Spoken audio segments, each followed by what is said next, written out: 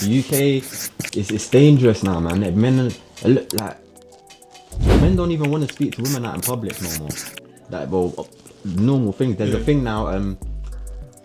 I think it was last year. I could be wrong. There's a law. If you're driving your car and you honk your horn at a woman, she can do you for sexual harassment. Yes, bro. And that's if she honks your horn or you say something out of your window to a woman while you're driving, you can be done for sexual harassment now. No way. 100%. No, you're bro. joking. I'm serious, bro. No I'm way. I'm serious. Hey everyone, welcome back to the Barber Chair. This is a conversation in the chair where we dive into stories, experiences, insights while sharing a relaxed, friendly chat with our client in the chair. So grab a seat and let's get into some amazing conversation. See ya. Are you the only Yeah, from my mum's side, yeah. Two brothers and a sister, but one of the closest. You know, so you left alone, man. Basically, yeah. That's you. And I'm the youngest. You're the youngest. I'm the youngest, yeah. Mum's 73, I think my dad's 74, 75.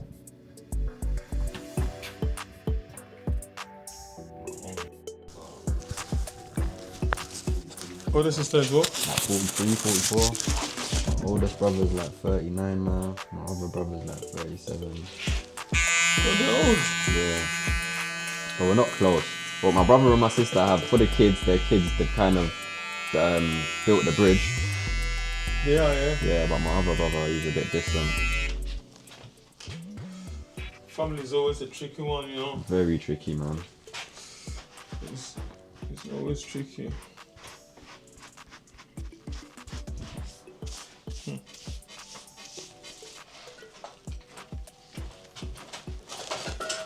Oh, do you see that at all? Yeah. Now, in the last 2 to 3 years, he's tried to be more involved. He said something to me the other about a year ago, and it showed me how unaware he really was. He said he didn't know that my mother's illness could kill her. I said, you didn't know this all these years? I'm 33, Dad. Like, how did you not research or find out or? Yeah. But yeah, I feel like now he's tried to play more of a role. So was he around when you were young? He was around when I was young, but he never taught me any lessons. He'd pick me up from school. He took me to meet a few of my family members, but That's about it. yeah, he wasn't an active dad. Like, I can't say he's ever taught me a life lesson. Do you know what I mean? Really? Yeah, man. I know it's crazy. It's hard, man. Hard, man. I understand he's trying now, and I'm not gonna disrespect it, but I just feel like I know they say better late than never, but I do think it is a bit late. Yeah. Yeah. You know what I'll probably say about that is like you said, just give him a chance. You know, it's late. Yeah, it seems very late, but it's true that it's never too late. Never too late, yeah. Because I feel like there's still stuff you can get from him. Maybe not, but it's just even the relationship that 100%. your dad is there and you. You know, when I went to see my dad's body, it made me kind of think in different ways, man. Like, I wish I spent more time with him. And even if it's like, you know, when we grow up and start having kids, that's when we realize that being a father is not easy, man. 100%. That's no excuse for just bad fathers and all that, but it's you can kind of understand and relate a little bit more. Like, yeah, the world's hard as it is. It man, is, you know what it I mean? is, and it's so easy for people to just run off. For fathers to just run away and just, you know, not be responsible. 100, and you never know what's going through their heads, what other battles they've been going through on a day-to-day basis. No excuses, but yeah, you can kind of understand a bit more. Yeah. So what I would say is just don't block him or just ghost him or just listen to him. Just listen to him and you see You never know what's inside there, what he's got left for you. Literally. Well, you're taking the world though. Try, man. I just feel like, you know what it is? Be honest with you, bro. Being a black man in this day and age, it could always have been a lot harder. Do you know what I mean? Our parents had to go through more hardship. Their parents had to go through more hardship. Yeah. So you just got to keep pushing through. You know what I'm saying? There's a lot of opportunities out there nowadays. So take it as you can go and move forward, man. It's much better than their age, isn't it? Mm-hmm. In certain situations, yeah. in certain aspects, yeah. It's true. We got more opportunities now. We can't continue being like victims, you know. 100%. We can strive. We can do things. That's how I see it, anyway. Me too. That's how I see it. So what I do normally, one of the things that I'm trying to do is get like men to talk, because I feel like it's really, really important that we speak. I agree, because a lot of men hold things in. They don't even have someone to just, their thoughts, their feelings, they don't have no one to unload onto. And the more they keep it in there, then suddenly when something is triggered, they poof. That's when, especially in relationships,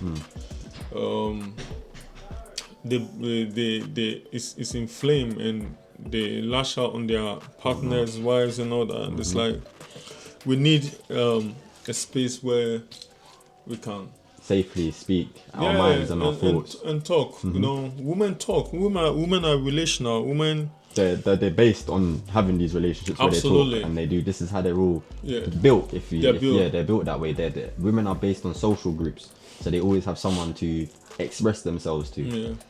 But we don't. We don't.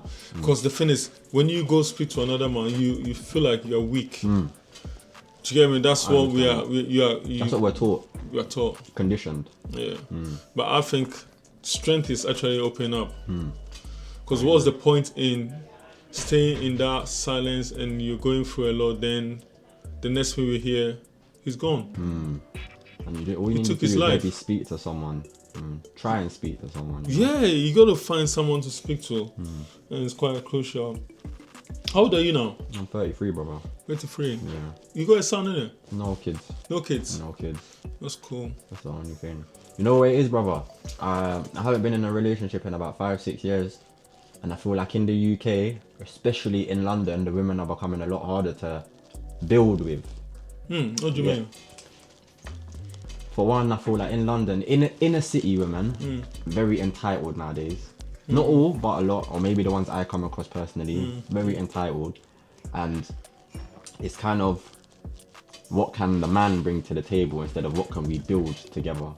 That's what I keep coming across, do you know what I mean? Yeah. It's not like, a lot of my friends that said they've met a girl, they thought it was, and then it just turned out to be something, the total opposite of what they believe to be. A lot of my friends have kids. Yeah. And to be honest with you, a lot of them have actually tried to be good dads, and it's not them that's the problem, it's actually the women in their relationship. I'm not saying I'm fully involved in what's going on, but the conversations I hear and the things that I've seen around a couple of my friends is it seems like dads are trying now. Younger dads are trying. They've seen the problems of what came before them, and they're trying to do better. But I'm not saying it's all.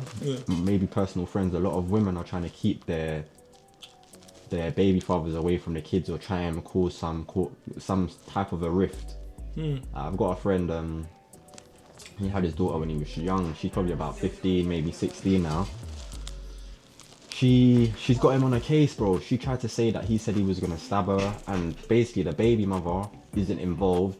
Her aunties looked after the daughter for most of the life, but the daughter doesn't like my friend, and she's tried to say he's threatened her to do X, Y, Z and all these other stuff. And I'll be honest with you, he's always tried for his daughter, bro. He had his daughter when he was like 15. He tries to go to her school every event. He just does what he can as a man. He's always been there, and I just feel like it's very unfair to him, you know what I mean? So, and like I said, personally, I don't know what that feels like, you know what I mean? I don't have kids, but to know that your own daughter has turned against you due to somebody else, like the mental thing he must go through on a daily basis, I don't know what that's like, you know what I mean? And he loves her with all his heart, and I don't think he's even seen her in about a year due to this circumstance, do you know what I mean? I just think it's unfair. Is that your friend? Yeah. Yeah, a close friend. Yeah. Yeah. You know why I just listen to you. I'm just watching. Obviously, you don't know my story, and basically, what you're saying is exactly what I went through, or what I'm still going through. Without you knowing, you just said your friend that you know is actually been going through what we call parental alienation.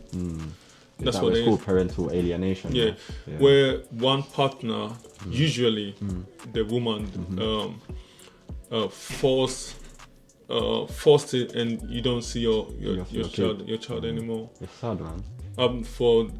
I've been seeing my children for 5 years now.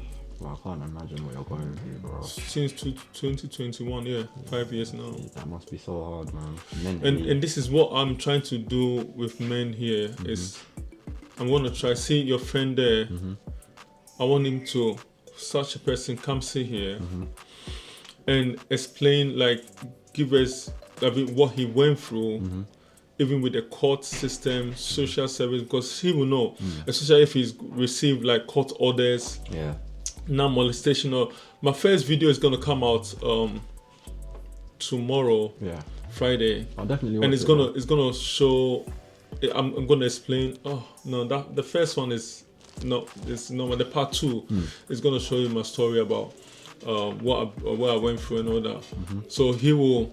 I just want people to understand what men go through when they are going through all this stuff, and how it's so normalized that men shouldn't see their children. I mean, what on earth is that? Crazy. Like who made this up? Who made this up? It should not even be like it should. The fact that we are even fighting about it's like there's no point. What is that? What has human nature come to? Because that's what it's meant to be: a man, a woman, and their child.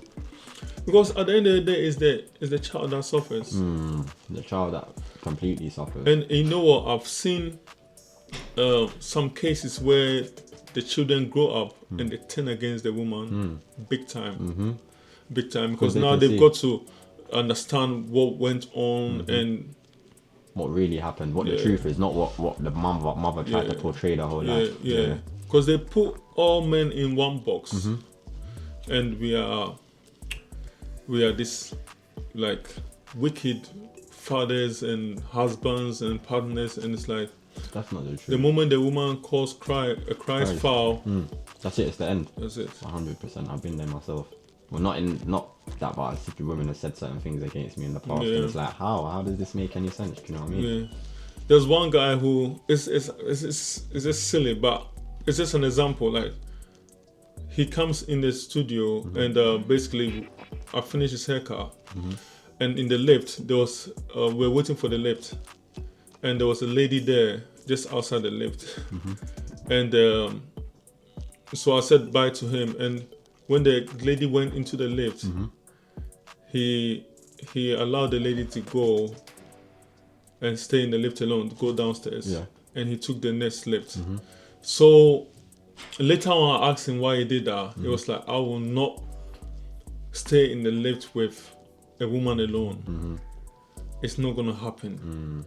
Because the moment the woman says you did this to her, it's you against her, even with evidence or against. Peak. I was like, wow, it's gone that far. It's gone that far, bro. It's gone that far, bro. 100%. It has fully gone that far. The UK it's dangerous now, man. Men don't even want to speak to women out in public no more. Like, well, normal things. There's a thing now. I think it was last year. I could be wrong. There's a law. If you're driving your car and you honk your horn at a woman, she can do you for sexual harassment. Yes, bro. And that's if you honk your horn or you say something out of your window to a woman while you're driving, you can be done for sexual harassment now. No way. 100%. No, you're joking. I'm serious, bro. No way. I'm serious. Last year they did a thing. There was a skits. There was some police walking with a woman down the road. They made the woman walk down the road ahead of them. A couple guys beat. They nicked them, bro. No way. Yes, you're joking. I'm serious, bro. I'm deadly serious right now. That's the world we live in. But then, no disrespect. I'm not saying women can't dress how they want to dress. But when you dress extremely provocative and you're dressed in a certain way, men are men, and I feel like men understand. Well, men try to understand women as best they can. But I don't think women are trying to understand men as best they can. We can't help it. If we see, as a man, if you see breast and you're just a man, it's natural to you. You're gonna wanna, it's just human nature, brother. Yeah. Do you know what I mean? Yeah. So when women are like, oh, don't look at me, what am I supposed to do? I'm not. You're not LGBT. blind. I'm not blind. I'm not gay. What do you want me to do? As a man, this is normal behavior. You want me to be unnatural? That's how I see it. Wow, I'm gonna look into this law, man. Yeah, bro. You know what? You can't believe it's, That is the worst. I've never heard this before. Yeah, man. I'm telling Wow. you. Yeah, bro. So when you bip at a woman, Yeah. that's like a. So she can call the police, take down your license plate, and say that's sexual harassment. Okay, so you can understand why that guy took that steps. Yeah, 100%. That's bipping is gonna put you in trouble. Yeah. How much more being the lips He might have said alone? hello or something, and she might have taken it the wrong way, and that's it. That's all it takes. You're brother. done. You're Finish. done. Finish. Serious. The game is changing, man. You know what they're trying to do? I think what they're trying to do is just make men Weak. So that when it comes, there's no one to fight back. Yeah. But real women don't even want that. No, don't. Women want real men. It's difficult. Very difficult. Well, you said a lot there, bro. That's peak, man. Peak, bro. Peak, bro. The UK is gone somewhere I don't know, man. I'll be honest. Like, I've lived there the whole of my life, and I've seen so many changes while I've been here, bro.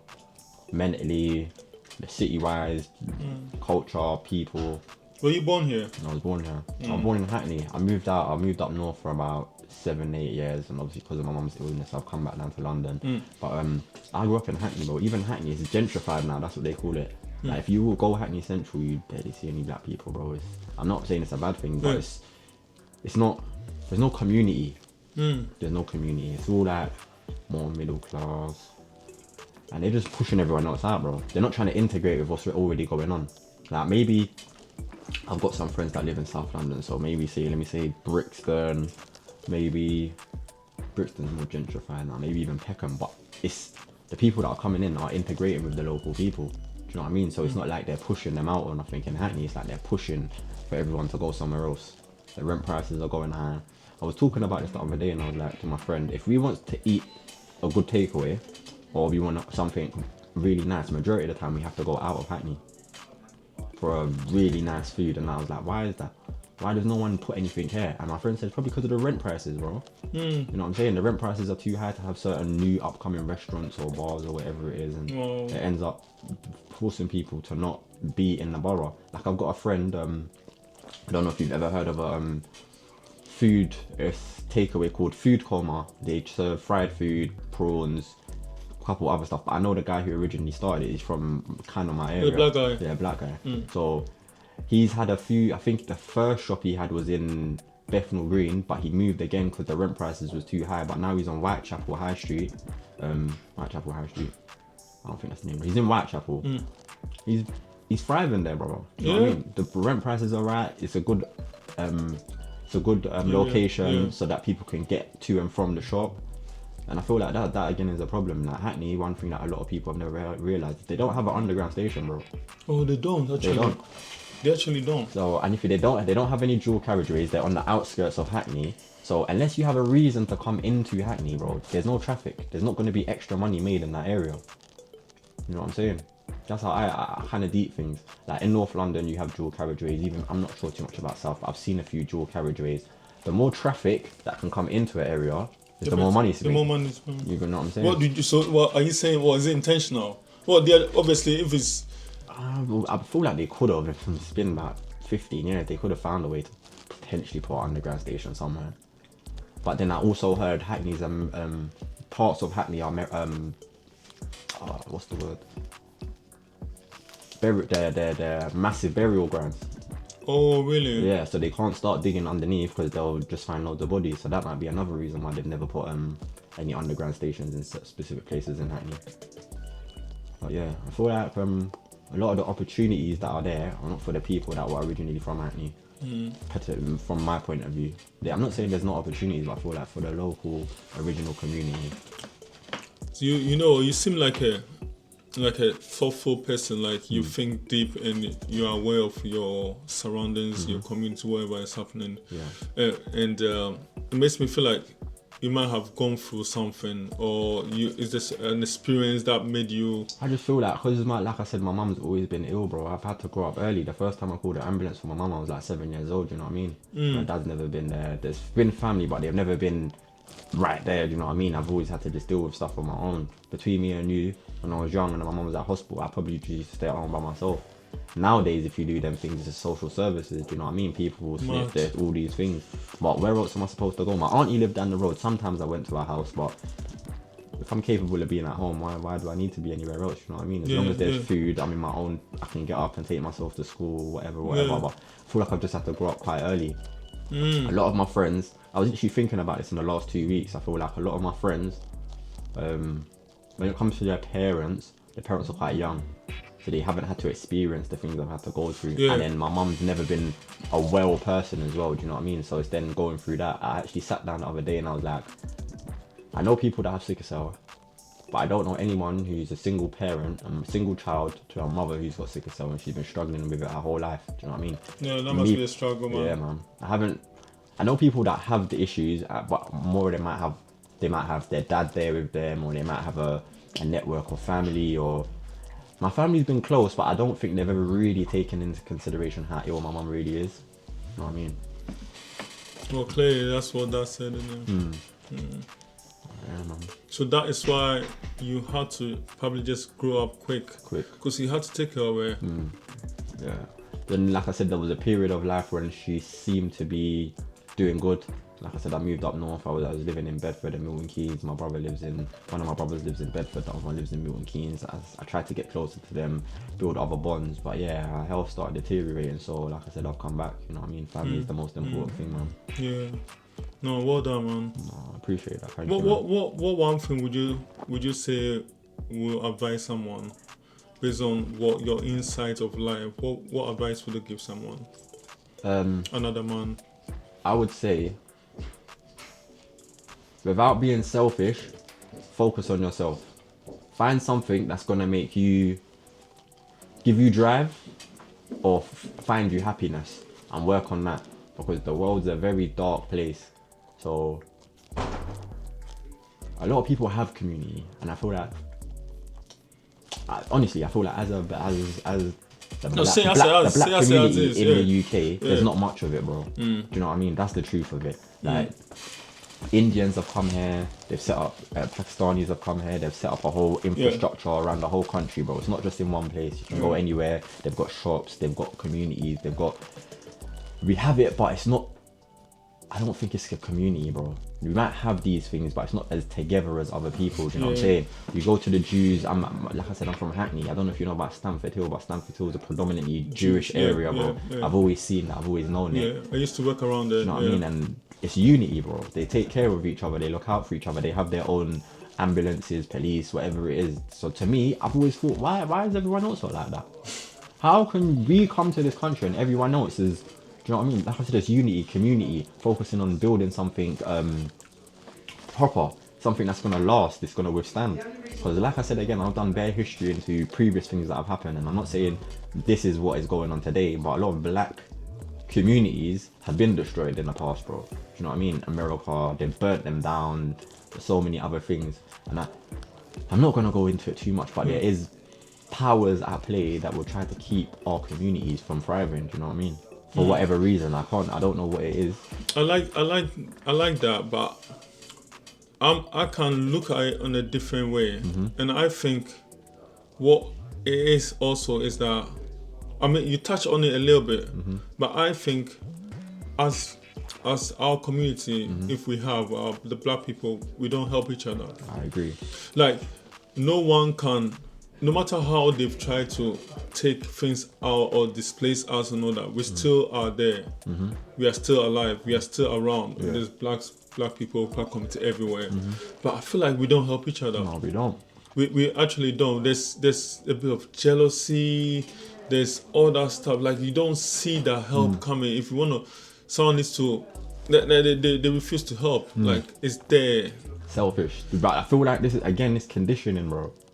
Where did we learn all these things? Because if you go, My thing is, I don't think it was ever like this. If you go back in time to where we originally came from, we probably had the best communities, bro. Like, I don't know too much about it and I don't know the truth of it, but I believe the Moors came to Spain and they were the people that taught English and the people about bathing and medicine and so on and so forth. That's the history that I've read, bro. Okay. So that means at some point, we was more advanced than whatever else is going on out there. Okay. What changed?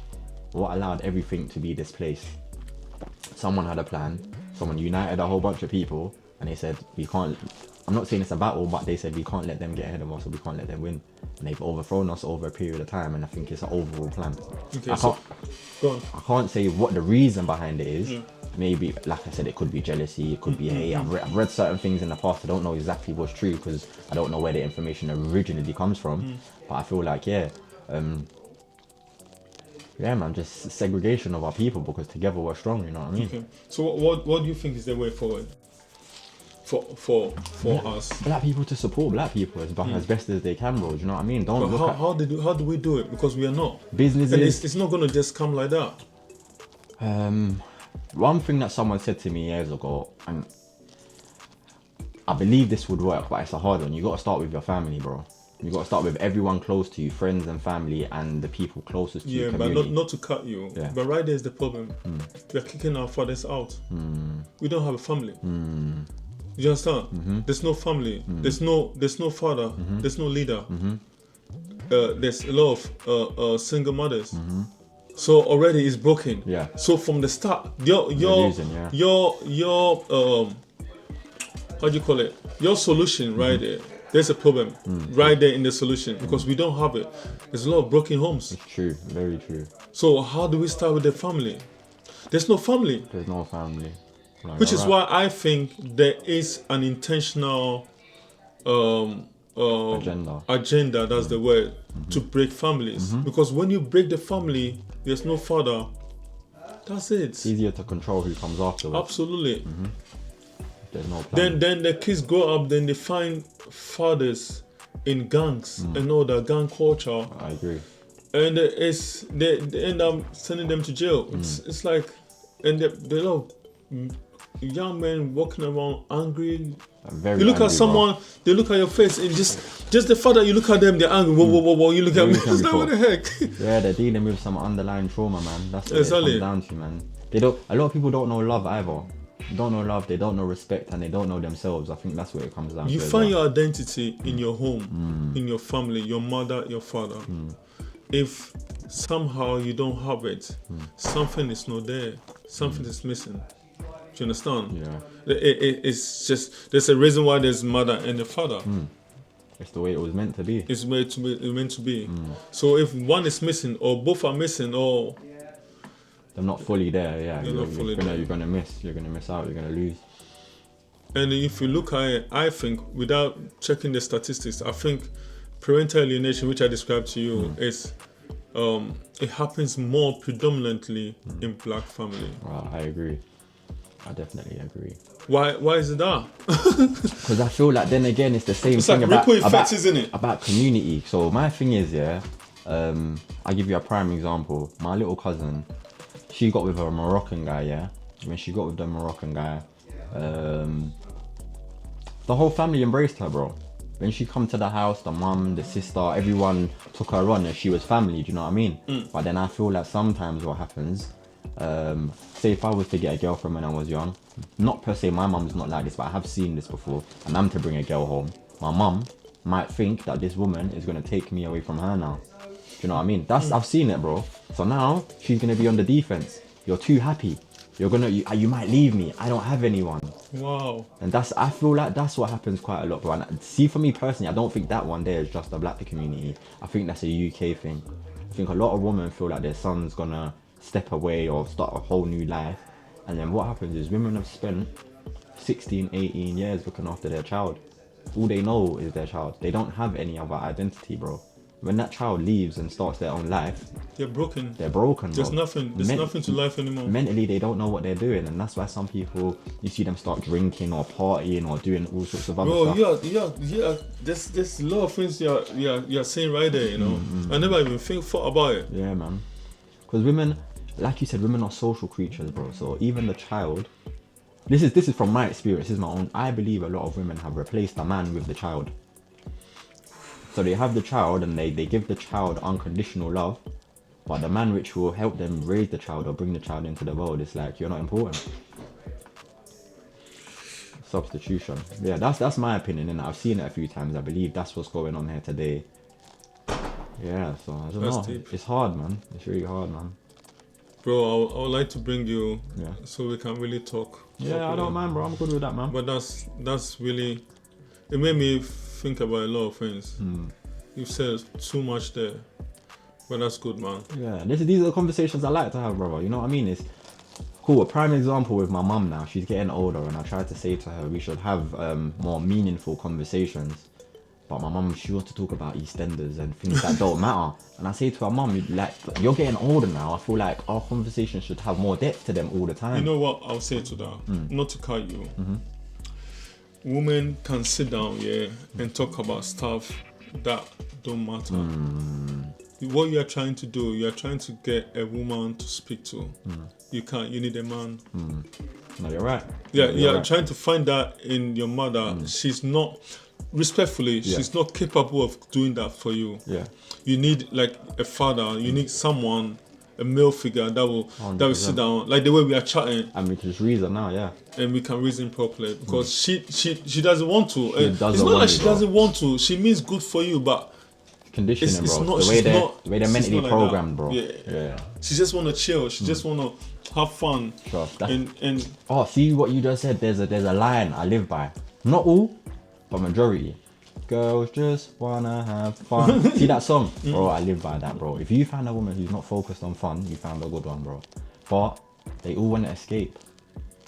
Not all, but escapism. They want to escape everyday life. They would just want to be able to enjoy themselves, and that's what I've come to. So again, in the last, let's say 10, 15 years, women have come into power more in the workforce, work environment. Who benefits from this the most? The government. The government in the last 15 years has probably doubled or tripled the amount of tax they pull in by putting all these women to work. Yeah. And what have they done at the same time? They've taken away I believe it's called a nucleus home. Mother, father. Nuclear home. family, yeah. They've taken that away. So now women are more focused on career and climbing the career path instead of building at home. Do you know what I mean? Oh gosh. So that's what I feel like with the battle we're having nowadays. I'm not saying that. Cool. I know at least 5 women now that are my age, between 25 and my age, and said they don't want kids. I've got a friend. I've known her since 2000. That's getting popular. Very popular. But no disrespect, and I'm not trying to sexualize your body parts, but bro, the original goal or pathway for a woman is to reproduce. That's what we was originally put here for. You say that you're in trouble. You say it, exactly. If I say that anywhere else, it's a problem. But we was put on the earth to reproduce. If you take away all the things that we live by day, the haircuts, the food, all of this, what we'll end up with is reproduction. That's it. And if women don't want to reproduce, then I feel like there's a big issue on the planet Earth, bro. Serious one. Someone's winning. Someone who has a plan to depopulate the planet is winning. There's you know about the stone tablets in America? No, what's that? There's some stone tablets. No one knows how they got there. No one knows who wrote it. I think there's 11 or 9 rules on this tablet, and one of them says that we need to depopulate the Earth by a certain amount of time. Yeah, I'll try to see if I can find it for you. I'll send it to you. But see, when I see stuff like that, I just start to think. The agenda. Yeah, and it's there. No one ain't knocked it down. No one ain't thought, yeah, let me come and remove it. How did it get there in the first place? Yeah, it's too. Do you realize that most of the things that you said, it goes to the same point. The family. You try to break The reproduction, the family system. No women not having kids anymore or don't want to. Yeah. It's all breaking the nuclear family. Father's not at home anymore. Yeah. Father's not at home anymore. That's the mission. That's the mission. And what is frightening is that everyone talks about every other solution or every other problem that we face apart from that one. which is the main thing. That's what I see. I see as well, bro. And it's quite evident everywhere. But we don't like to talk about that. Because it takes a village to raise one child. I think there's a saying like that. But then someone said to me, bro, we don't even have villages no more. How are we supposed to raise the children? You don't even have a family. There you go. There's no community. You ain't even got community. a family. Forget a village. You can't even speak to people in your own bloodline and come together and build something. Whoever the agenda, wherever it's coming from, that's smart. I mean, they've done it very well. Very well. It's a long time plan. They've turned our women against us. Trust. They put them in a place where they don't care about them as they used to. It's all about what can I gain, what can I do, what can I take. Well done. No, I appreciate it, man. Thanks for the insight. We'll talk, man. We'll talk, definitely, man. Definitely, we'll talk, man. I'll bring you aboard. We'll sit down properly. Yeah. Lights on. Yeah. No filter. We'll talk, man. Cool. This space here, Yeah. it's a safe Safe space. We talk. Yeah. So they say men don't talk. So this space here, we're gonna talk. Okay. And we're gonna be frank. Yeah. We're gonna be honest. We're gonna tell the world what it is, man. Cool. Oh man. Oh, I'm telling you, it's so clean. That the way you do the blend is super clean, bro. Yeah, man. Thanks, bro. My friend's a barber, my other barber, everyone recommends you. They said super clean. I like that. Thank you. All right. So that wraps up today's episode of The Conversation in the Chair. I hope you enjoyed that as much as we did here. If you did, don't forget to like, comment, and share this video. We did love to hear your thoughts and keep the conversation going. Until next time, take care and stay tuned. Peace.